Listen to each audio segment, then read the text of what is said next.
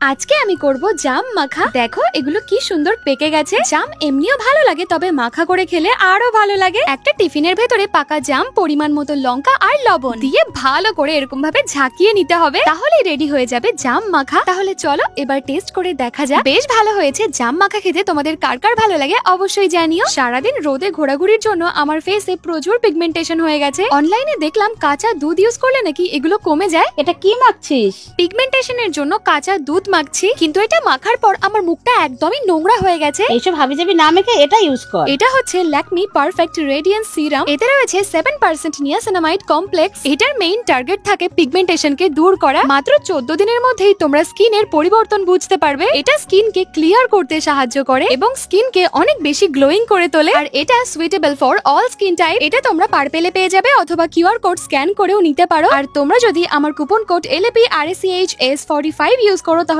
পেয়ে যাবে 45% ডিসকাউন্ট। আর এটা 180 টাকারও কমে পেয়ে যাবে।